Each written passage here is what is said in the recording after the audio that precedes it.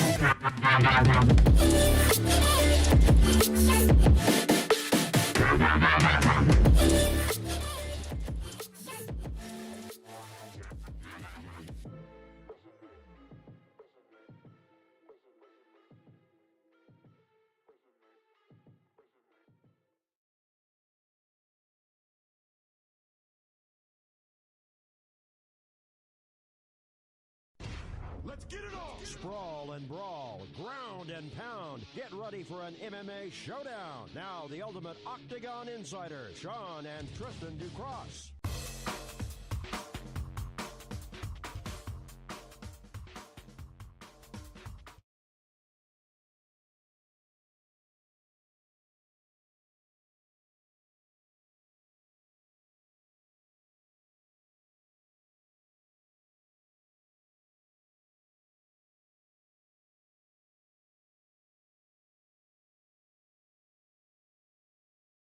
Game.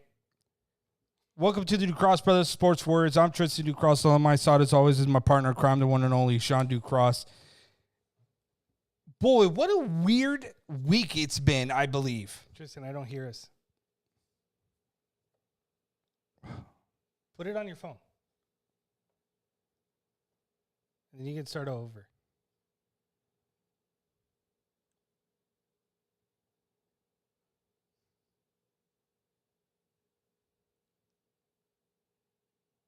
Okay, there we go. Yeah, so we're the DuCross Brothers Sports Warriors. Sean apparently doesn't understand the delay, but we're good. So we're the DuCross Brothers, Tristan DuCross, Sean DuCross. Cross that line every time with us on Wednesday. Man, what an interesting week it has been. I don't know how you would say this, dude, because we had Sting. We had, what was it called? We had Sting's final match. We had Ryan Garcia issues.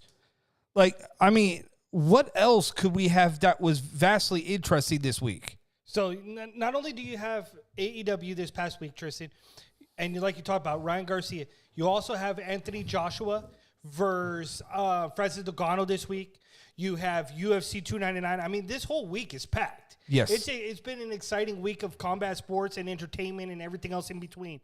But the biggest thing that came this past week was the fact that AEW Revolution is what's being described by social media as one of the biggest, if not biggest, pay-per-views this year.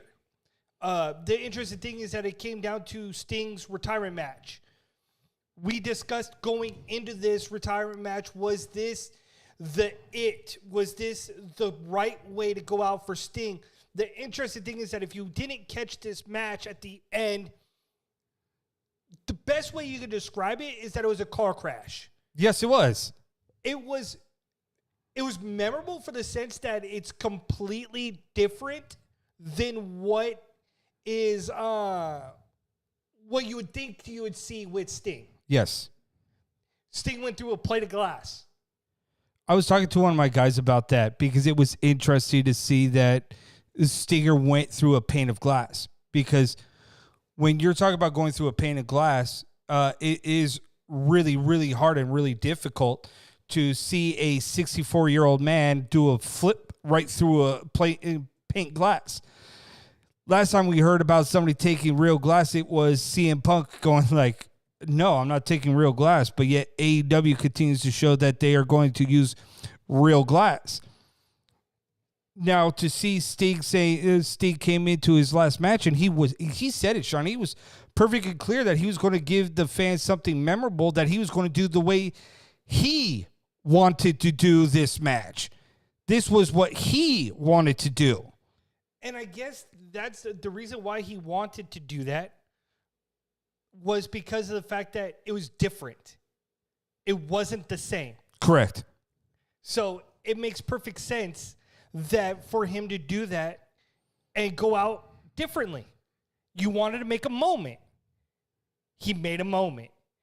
I heard it going into this from Busted Open a little while ago that there's a lot of stuff that Sting did that wasn't really memorable. He never really had memorable matches. No.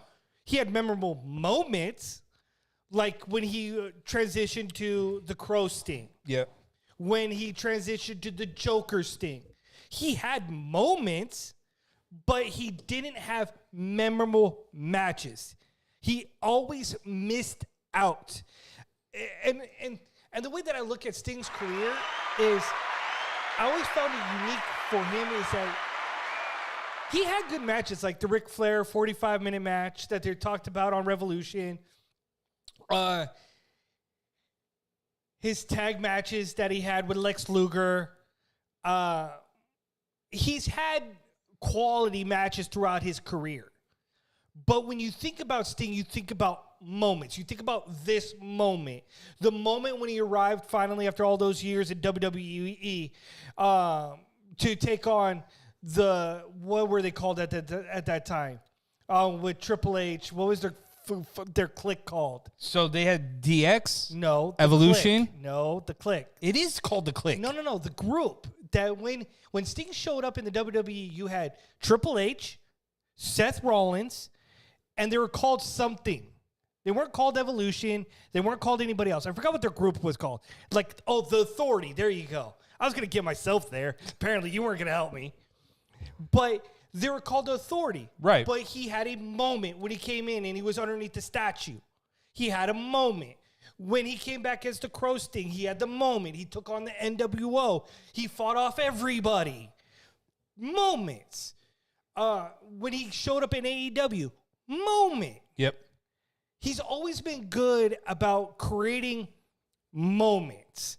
Not necessarily the best matches, but he was unique in the sense that he always was able to deliver those key moments. When his first match in AEW was cinematic, nobody thought he would have come back and do a cinematic match. This is true. It was a moment. And let alone that he went up against freaking Ricky Starks in that match. It was a moment. When he took that first powerbomb from Brian Cage, that was a moment to say, guys, my back is good. Moment. Him diving off the top of a balconies. Moments.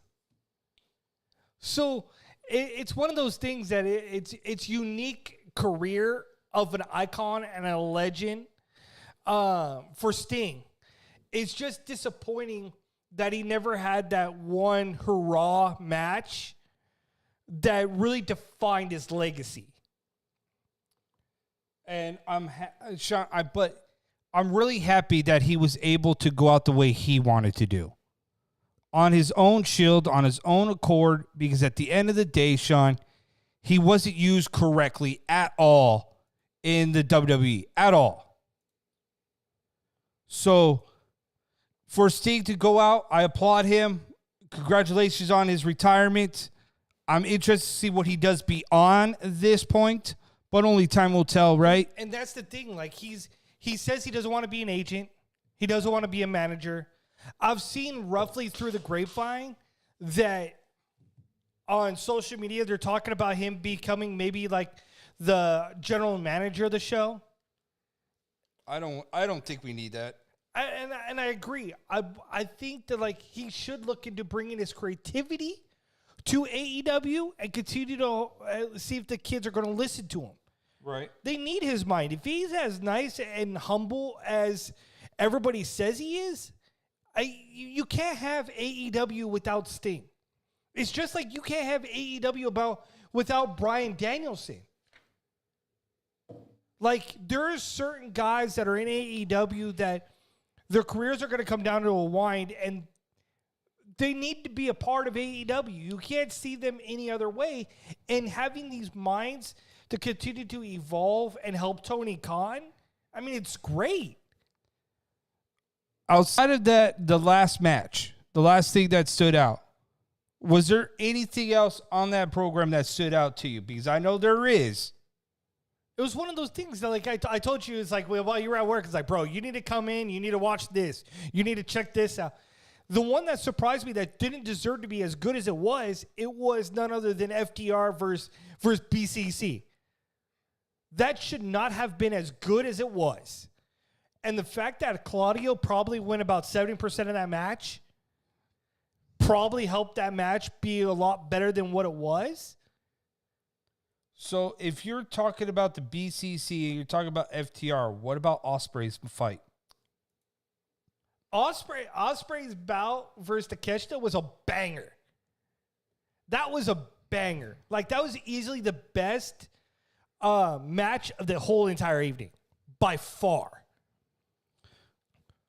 So tonight, Ospreay fought against Fletcher, right? Yes. Next week on Dynamite, Ospreay versus Danielson. What are you doing? Like, are you showcasing just how remarkable Will Ospreay is? Bro. Dude. You just put on a banger on AEW Revolution with Takeshita. You just put on a banger on AEW Dynamite with Kyle Fletcher. You're putting on free TV, on Big Business. You got Danielson versus Ospreay. And possible, do not forget, bro. We might also have Another surprise. yes, on Big Business, on free TV. So you're talking about Big Business, and Big Business has been billed as that it's going to change the business. Right. So if you're talking about changing the business or the landscape, whatever you're saying, you look at what happened tonight on Dynamite. Spoiler alert. You've got that the Young Bucks, Nicholas and Matthew Jackson, went ahead and terminated Kenny Omega from the Elite and suspended Hangman Page indefinitely from the Elite to fill the void. I'm good with that. With a heel Okada. Yes. The Rainmaker arrived tonight ahead of Big Business. Right. I'm okay with all of that. I was absolutely 100% shocked, though, that Rainmaker turned heel on his first show. Right, that's the thing. I mean, that is crazy to me. Is how does he come in and the first thing he, I guess when you're now entering the U.S. and you've always been the face, what better way to shock the world in your debut than to turn heel? This is true. It's not necessarily a bad thing. But there's so many, I mean, we've talked about it. there are so many levels, Tristan, to AEW right now when it comes to the placement of the players. Like, Okada hits the Rainmaker on Kingston. Why? Because he's got ties to New Japan? I don't think it had to do with ties with New Japan, because when you're looking at Eddie Kingston, he came out and the first words out of his mouth said, so I know I can't talk shit to you. I know I can't talk to you because you're the EVPs, or else you're going to find me. Well, here you go. Here's my money. Go ahead and find me because I got a lot of stuff to say.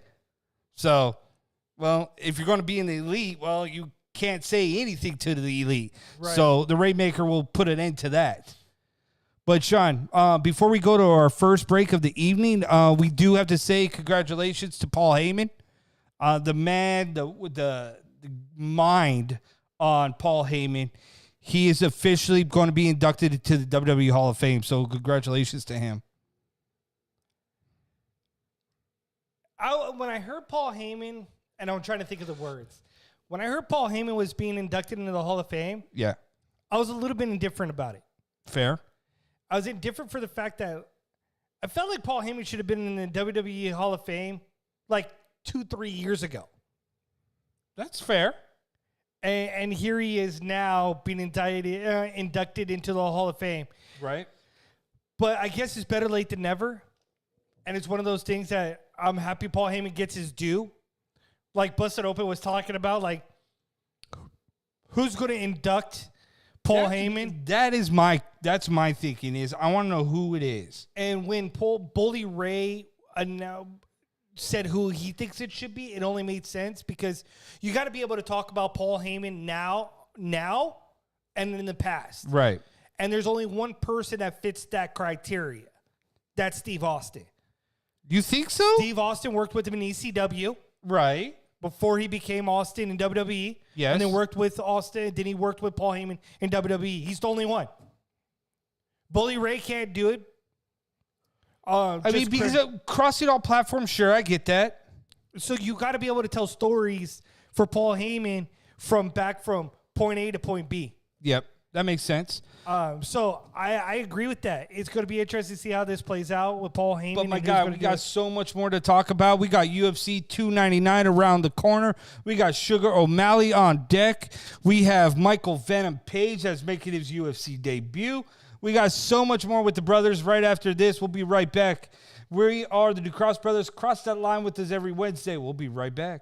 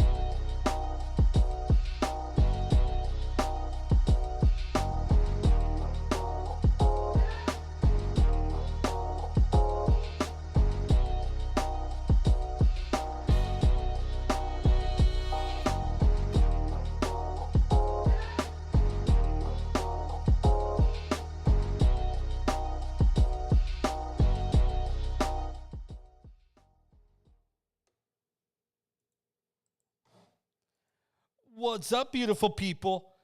We are the DuCross Brothers. Sean and Tristan DuCross here. Thank you for joining us tonight on a wonderful evening out here in Temecula, California, inside the Warriors' Den. So UFC 299 is right around the corner. It's headlined by Sugar, right? Sugar O'Malley? You need to shut off the music. I'm shutting it off. But yeah, so Sugar O'Malley is... Why is he not transitioning?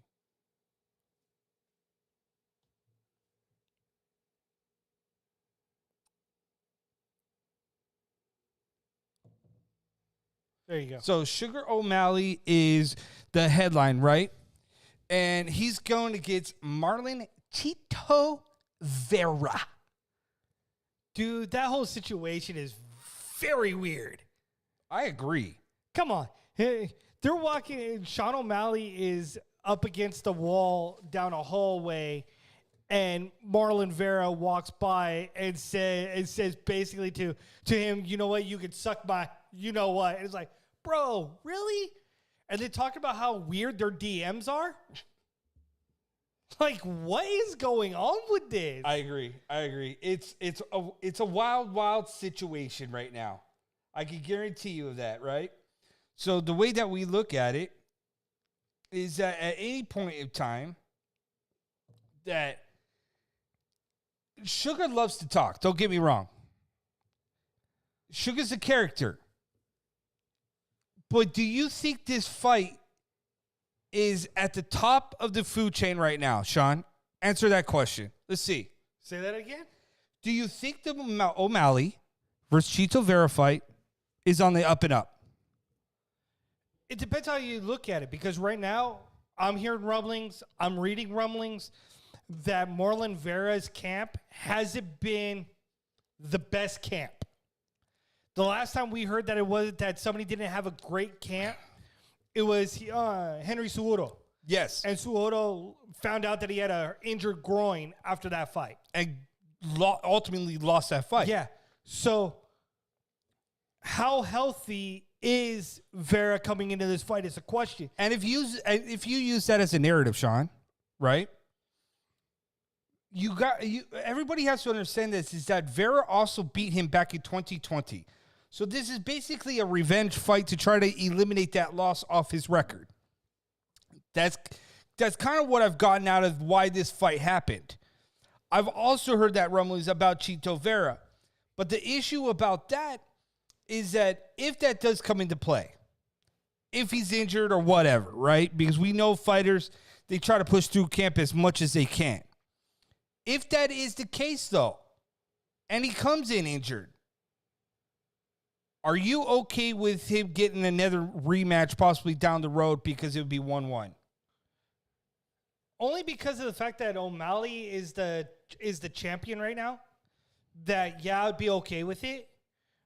But to figure out the outcome of this is going to be interesting. Because when you look at the placement and you look at what's going on in this fight, you can't really use a bad camp as an excuse. No. Because Sean O'Malley had a terrible camp, and he ended up being Aljamain Sterling. Yep. So I don't want to hear what if. I don't want to hear bad camp. I don't want to hear about that nonsense. I just want to see that this fight is going to live up to its hype. I want to make sure that these two guys put on the show of shows. Because this UFC 290 card it's legit. For an ESPN Plus card, finally, it's a legit card for the fight fans to be excited about. I like the fact that it's a mesh of old and new. This is a card that gets me invested, gets me interested, because you got veterans on the card and you have youth on the card. For sure. And I like that aspect when you're trying to still, as weird as it is, right? Mixed martial arts. For it to be mainstream, yes, it's on ESPN, yes, it's on there, right? But I still don't really make it as a viable entity in the sports world, if that makes sense. They have nobody that really goes on national television. They have nobody that builds up stars or anything like that. And if you're going to continue to try to move the product forward, this is the card that you kind of want to sit back, grab a beer, and watch on ESPN Plus just because you're looking at probably the next line of stars that are going to come through the UFC. When you're looking at this fight card and you're talking about stuff like that, this fight card it's price of admission just based on 3 fights alone. Like, I only care about 3 fights on this fight card. Which is? That is the main event. Okay. In Sean O'Malley. Fair. Versus Marlon Vera. Fair. Okay. So that's one. Okay. And the co-main event is exciting. In Dustin Poirier is fighting Benoit. What is it? Benoit Saint Denis. I just want to call him BSD. So the co-main event is worth it alone, because as Dustin Poirier said, I like to show that I still got some dog in me. So you've got guys. He's going to need to dig deep to find that inner dog against BSD, because he's no joke. And that's the thing. Like, you say he's no joke, but many people are feeling that BS. What did you call him? BSD is the guy that he basically has not done enough in the game to get where he's at. So you don't think 5 straight wins and 5 finishes at 155 warrants this? I agree. I mean, when your first 6 fights in the UFC are 5 finishes after your first loss in the UFC, you could put a good resume together to get to this fight. You begin to wonder that, to your point, is he starting to bite off a little bit more than he could chew? Is Dustin Poirier his equivalent of Volkanovski? Is Dustin Poirier Volkanovski in this moment? Is he going to get torpedoed in this bout and actually lose one of his first few fights back to back? He's coming off of a vicious loss to Justin Gaethje. That is Dustin Poirier. Yeah. Oh, yes. And he has not lost back-to-back bouts. He stands a chance to lose a back-to-back bout here if this kid is the real deal. Dude, 100% he could lose back-to-back. What's interesting about BSD's style, though, that why I like stylistically, I'm all about matchups, right? Matchup-wise on paper, when you're looking at these two fighters, Dustin Poirier likes to come forward, likes to bang, right? Yeah. BSD, he's an attacker. He will come at you from all different angles, and he has an attacking fighting style. To me, this could be ultimately the fight of the night. But then again, we said that about Justin Gaethje versus Dustin Poirier, and, well, we saw how that ended. Because that's the thing about Dustin Poirier. If he's game, he's game. He's in that dogfight. But we saw that last dogfight turn the page, and it went the other way to Justin Gaethje. Yeah. This page, this next chapter in Dustin Poirier's career is literally staring at him right now, because ultimately one of 2 things happens.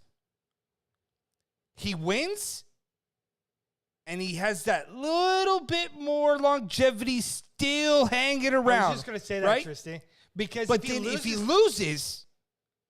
loses, he becomes the ultimate what? Gatekeeper. Thank you. But also, if he loses this fight, and it's his first back-to-back losses, there's 2 questions that come from this.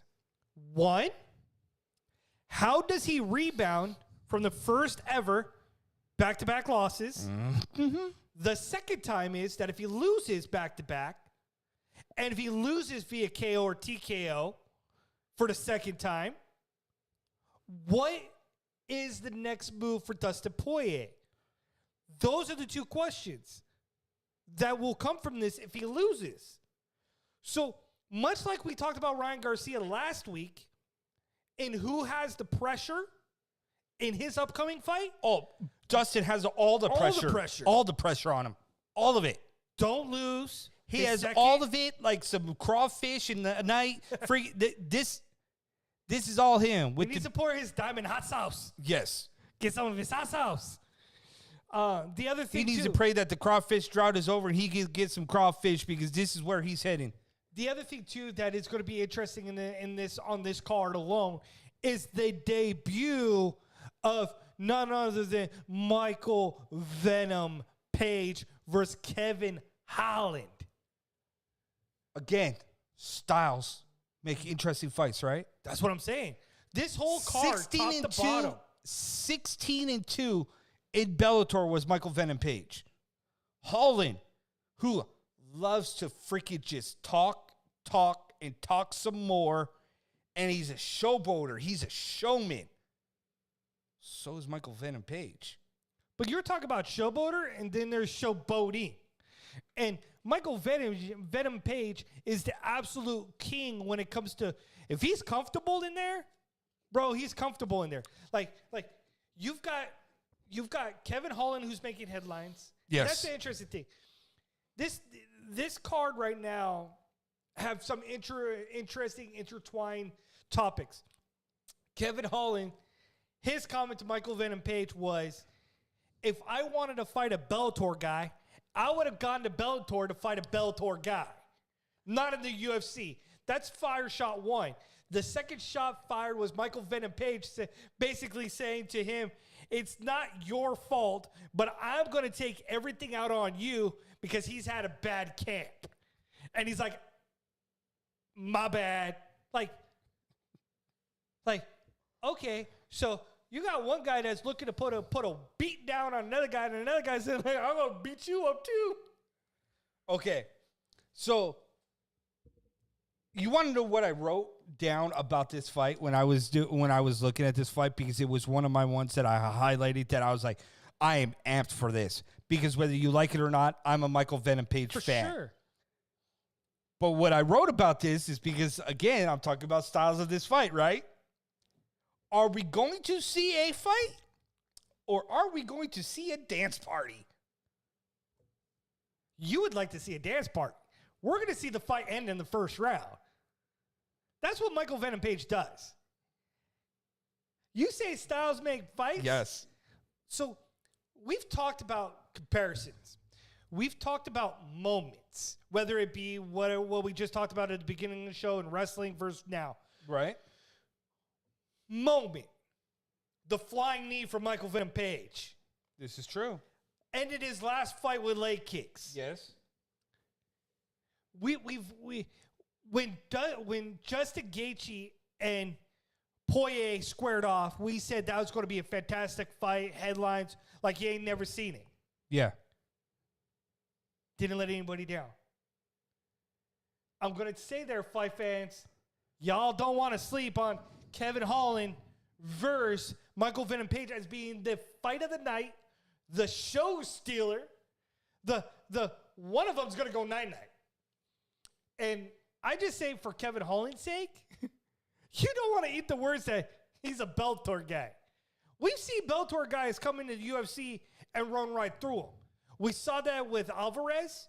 We saw that with Michael Chandler when he first came in. Who's still doing it.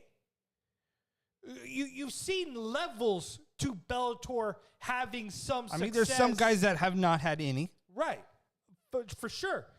So watch your words closely. Because if Michael Venom Page is angry, you don't want him to call him out with the Hulk hand again and Hulk smash. But if Holland loses, do we get another retirement?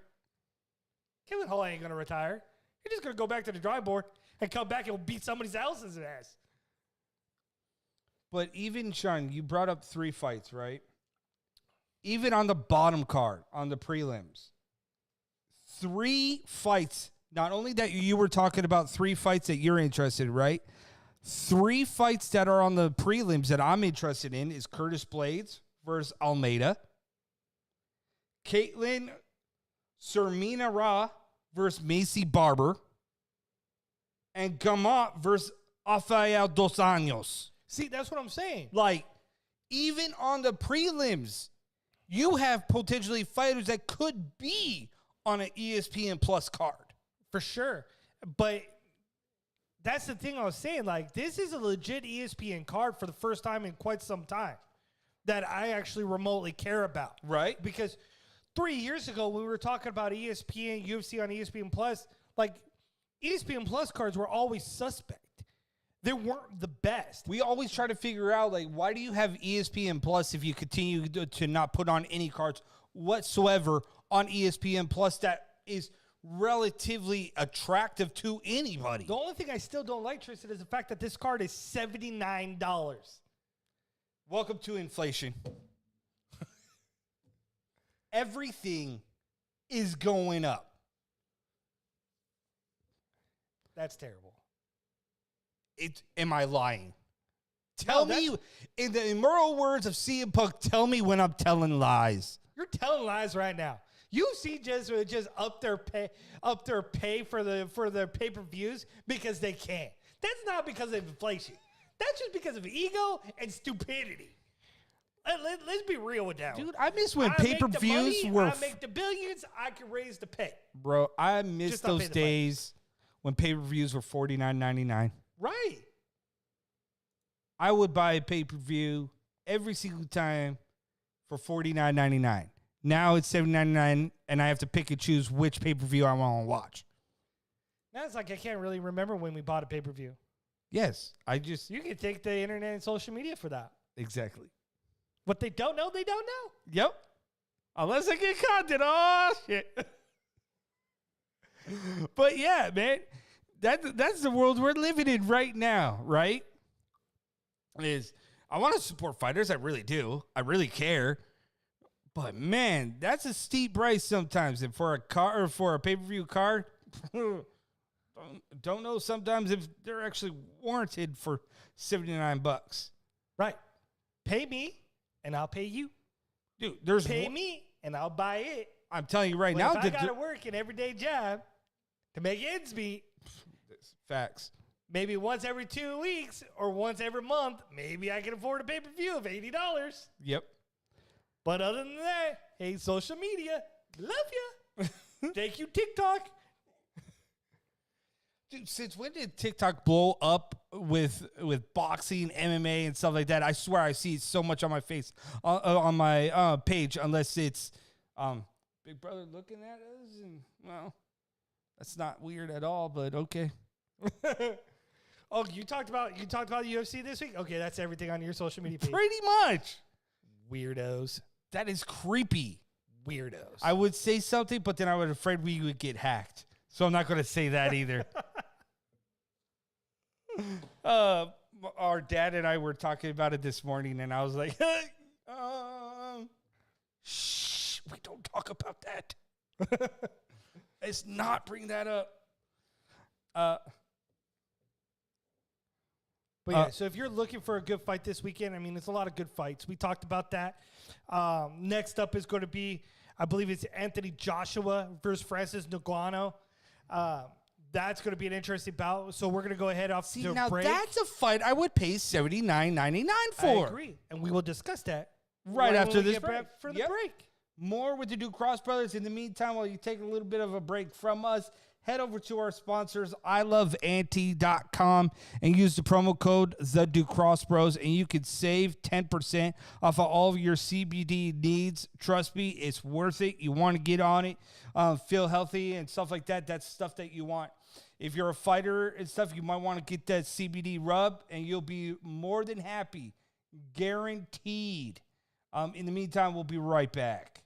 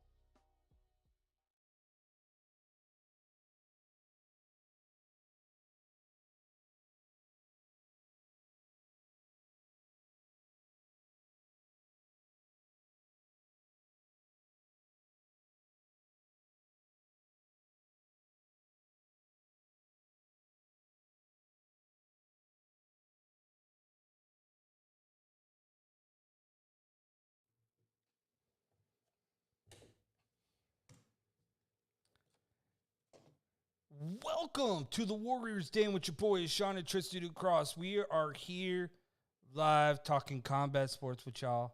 Appreciate the love. Appreciate the support. Go ahead, hit the thumbs up. Subscribe to us over here on YouTube. Hell, if you're over on Twitch, follow us. We're over there as well. Thank you guys. Don't be scared if you're watching us. Dude, if you want to chat. Right. We'll talk to you guys. Right. If you want a little chatty chat, hit your boys up. We'll talk combat sports with you. We'll give you a shout out on the show too. Don't be shy. Don't be shy. But you know who's not shy? Anthony Joshua. Francis Ngannou? What? You think so? I mean, did you hear him at the presser when he was talking so much junk to Tyson Fury? Woo! That was a little about as uncomfortable as one could get. So, I'm indifferent on this fight. I'm only indifferent on this fight because Anthony Joshua can't afford to lose this fight. Exactly. But Ngannou can't afford to lose this fight either. Because he technically should have won that fight against Tyson Fury, and he didn't. Now here he's 0-1, and he's going against Anthony Joshua, who is in... Tristan, he can lose this fight, and it don't mean anything. He's a former UFC fighter. He's a PFL fighter. He's not supposed to be here. He's not supposed to be fighting guys like a Tyson Fury or an Anthony Joshua. He's not even supposed to be doing things like this. But here he is, changing the boxing world, much like Jake Paul has changed. When you're looking at Anthony Joshua versus Francis Ngannou, right? My issue that I had with the whole Tyson Fury and the Ngannou fight was when I saw Tyson Fury come out, I didn't really see a fighter that was interested in fighting, if that makes sense. I almost felt like that this guy was sleepwalking through the fight, got caught and got knocked down by Francis. And that's where Francis was basically chirping at Tyson today and saying that, oh, you were basically saved by the boxing rules in the boxing ring. Okay. I wish I saw that. And it said that you haven't met the madman yet. And basically saying, I will end you if it wasn't inside of a boxing ring and in boxing rules. And it's like, yeah, if you go over to MMA, he would end him for sure. But give Francis the opportunity again for another full fight camp, boxing-wise, and I'd be deathly afraid. He's got such raw power that you haven't seen this type of power since Mike Tyson. If he can I'm going to go ahead and say, without a shot of a doubt, he has more power than Tyson. I could probably give you that. But if Francis Ngannou is like chiseled out of granite. And if he gets this fight close, gets that inside, I feel for Anthony Joshua. Joshua's got to keep that distance with that jab and strike with his power shots from a distance, a safe distance, in order to win this fight. But there are so many things that's on this card. Like, one, you're returning to the scene of the crime. Francis Ngannou is returning to the scene of the crime. The same spot, the same area that he fought Tyson Fury in Saudi Arabia. Yep. Like, you just lost a close fight with these boxing judges. And you return to the scene of crime. Okay. But so you go back to the scene of the crime. How do you feel about Anthony Joshua? This is a guy that is almost a glorified shell of himself because in 2019 he lost to Ruiz. Then he gets a rematch against Ruiz, and the only reason why, let's be real, the only reason why he beat Ruiz was because Ruiz was out partying that night. Like, I'm just being real. Ruiz was out partying 48 hours, whatever, 24 hours before that fight against, he did not take the Anthony Joshua fight series at all. But in his last two fights, he has knocked out Otto Wallin. Again, not impressed. Right. Then he knocked out Helenius. Again, Not impressed. Cool. To me, when I'm looking you at... did what you're supposed to do. Exactly. And to me, when I'm looking at Otto and I'm looking at Helenius, I'm looking at confidence booster. Right. To get you to this point. This point. This money fight is the only reason why you got those two guys was because you were down on your luck. Because you were down in your mind, and they fed you two fighters that you should beat on paper, and you did. Congratulations. Because, Tristan, the other fight, the other money draw was supposed to be him and Deontay Wilder. Yes. We all saw what happened with Wilder. Another fighter who's just a mere shell of himself, too. So when you talk about money fights, money draws, this one made the most sense for Joshua. But the problem with this one is that if he loses to Francis, again, it's funny how as we get back into the rhyme and the rhythm of this, right? Yeah. Most of the time with our shows, they piggyback off of one show to the next show to the next show. When we get going, Like a and we storyboard. groove, right? We groove. Yeah. Talk about pressure. Talking about moments. If Joshua loses this fight, if you're a new viewer to us, just to stop you real quick, that's a good point that I want to stress real quick. If you're just tuning in to us now and you want to figure out what the DuCross Brothers are all about, right? We are the DuCross Brothers. We talk combat sports, professional wrestling, boxing, you name it. We cover every aspect, all the way even down to the amateur MMA. What my brother said is that we're kind of like a storyboard. Literally, one show can bleed into the other show and the other show and the other show. So exactly like as if we have a TV script, it keeps it going. There's typically a trend 2-hour shows as we go forward. We don't just come up with topics at the spur of the moment. No. So that's what we do. We're a combat sports based talk show, TV show on YouTube and Twitch. We have a thing that makes us different. And our shorts show up on TikTok, right? And YouTube. Yes. So you find us all over around on the socials, but that's just who we are. That's why we are different. That's why we believed in being different compared to everybody else.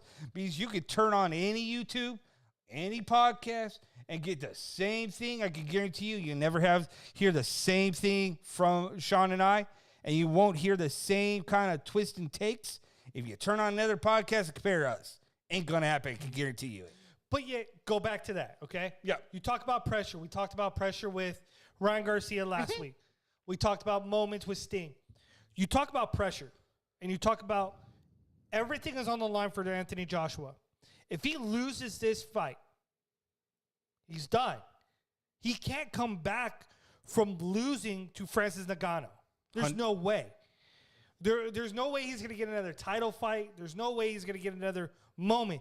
But if Francis Ngannou wins this fight, then there's discussion that he could get a rematch or the winner of Fury versus Usyk.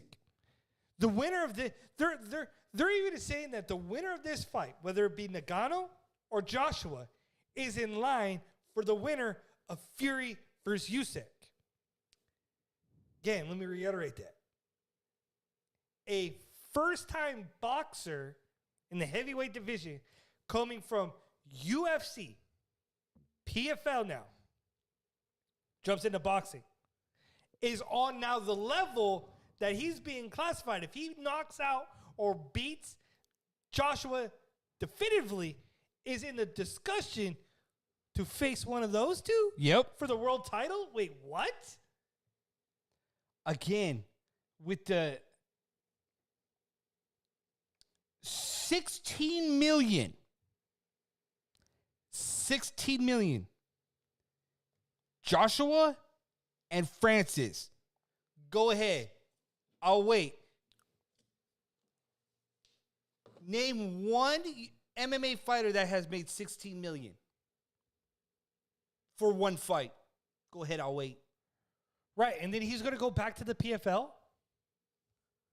Like, if you're Francis Ngannou, yes, I know that you already said you're going to come back and fight in the PFL. against what I think his name is Ferreira is the heavyweight Yes. champ. So Tristan, he already said he's going to come back for that fight. But if he beats Anthony Joshua with that much pay, if you're Francis, how do you go back to the PFL where you're making a boatload of money?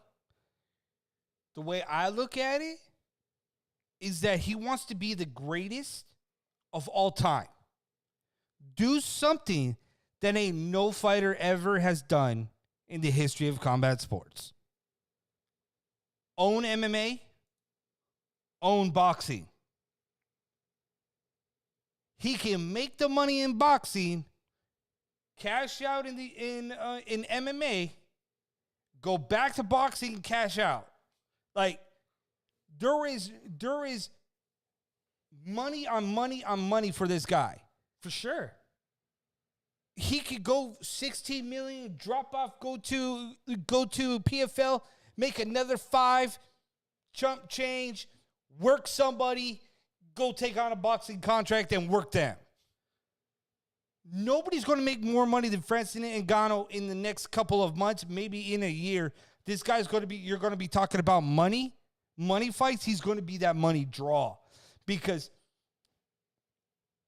when, I'm not saying if, when he wins against Anthony Joshua and he goes takes on Tyson Fury again or Usyk, I believe he wins against Tyson Fury. It will be very interesting if he goes against Usyk, though. Usyk, in my eyes, way more powerful than the boxer Tyson Fury. That's why I can't wait to see Tyson Fury versus Usyk. Because if anybody's in for a rude awakening, it's Tyson Fury. But then again, every time you try to put Tyson Fury down, he miraculously either rises from the dead, knocks somebody out, puts on a showcase of immortals, and it's one of those things that, like, he just continues to shock people. What people continue to get shocked about, Tristan, is a situation that's ongoing with Ryan Garcia. Ryan Garcia was in social media Oh, my God. this past weekend because people was saying he was dead, cutting his throat. No. And He some- didn't. There was somebody that hacked him, said that they were going to slit his throat. And then they showed another video that said they did it. He's dead. Rest in peace, Ryan Garcia.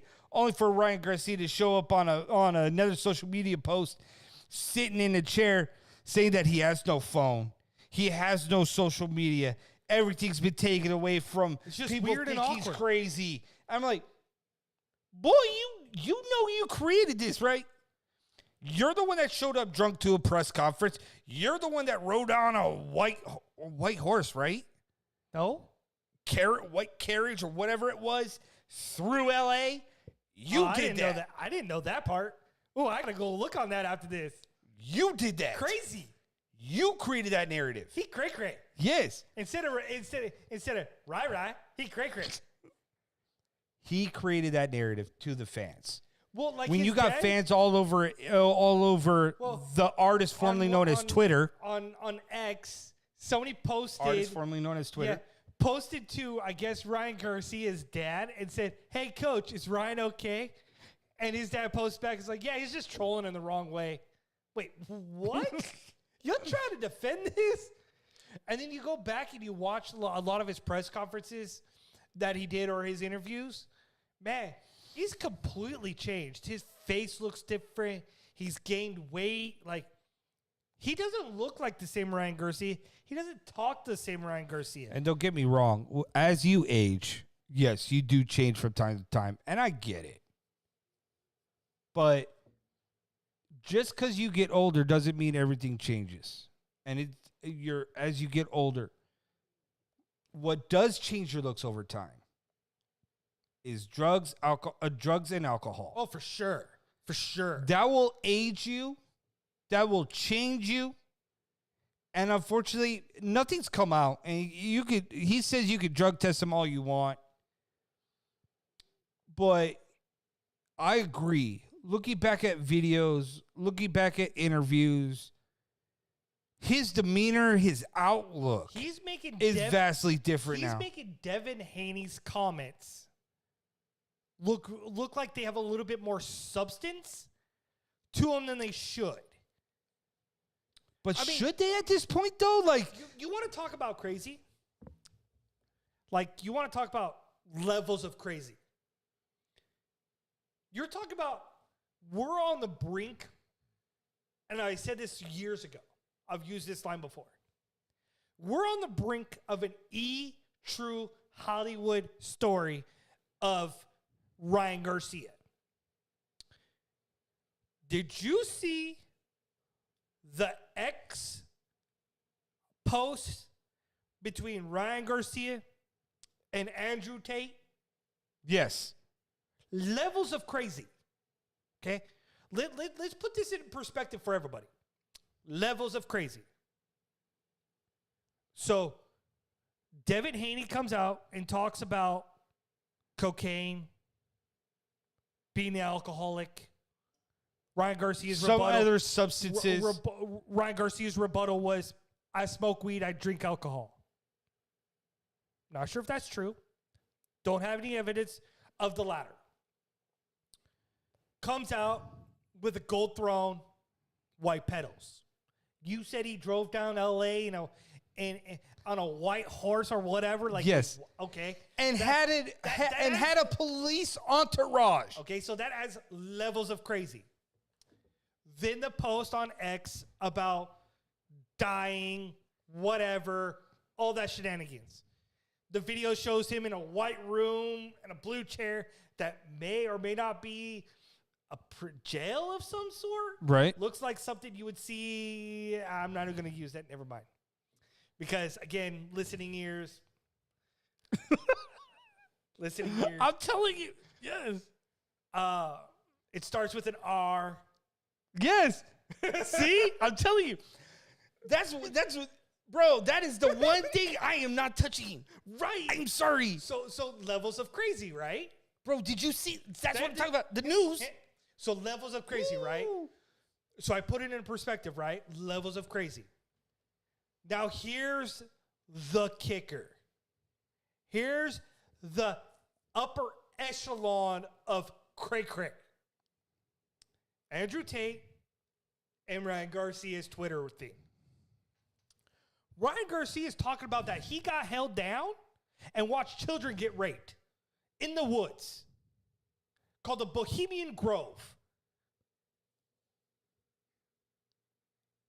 So then it prompted Andrew Tate to go back with him. He's like, do you have like evidence of this?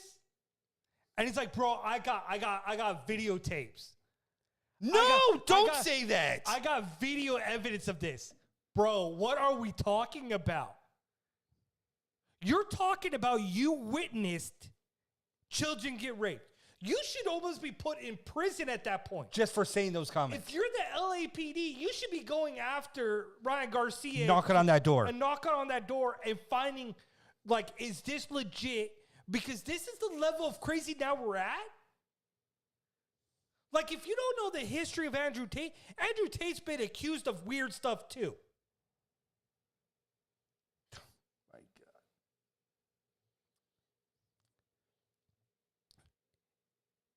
Ryan Garcia. Somebody just said that Alex Jones also talked about this. What? Stop playing.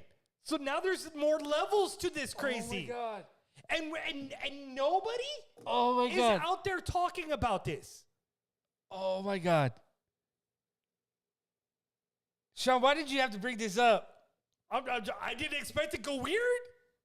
I mean, I know I was going to talk about it. And there's somebody else that talked about this. Yeah, named Alex Jones is in our chat right now. Wow. It says Google that shit. I'm going to Google it right now. I'm live on air. I am Googling something right now. See? Levels of crazy with Ryan Garcia, just upper echelon this whole conversation. And the LAPD needs to go into bag with this and figure this out.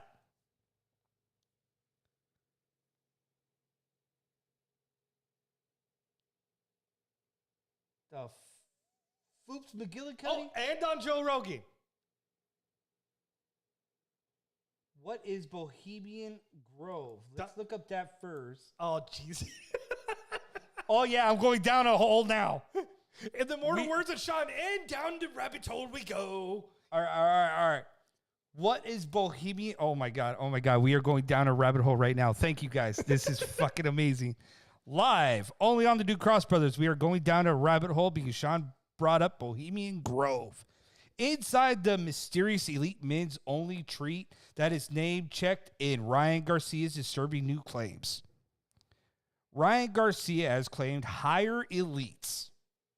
What is... Yeah. Hold on.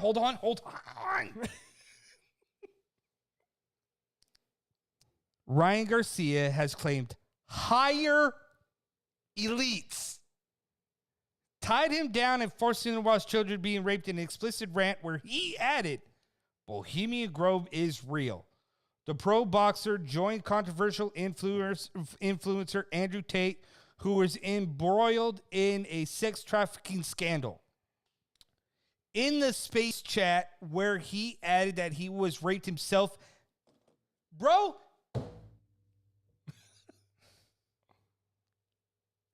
he says he was raped too at Bohemian Grove at the age of 2. Wait, what? By a family member. Oh, this is exchange in social media abundant with his appearances and posts. The 25-year-old now has continued to lead concerns from many about his mental health and his well-being ahead of his world title fight, as claims now rise about photographic evidence of... Oh, Jesus. He was abducted by aliens? Sean? Apparently they are levels to crazy. Including claims of photographic evidence of aliens' existence as he has met them.